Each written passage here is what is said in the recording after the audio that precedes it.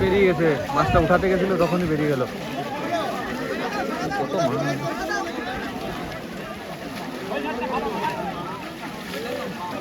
এই বড় একটা ইঁদুরও বেরিয়ে এলো।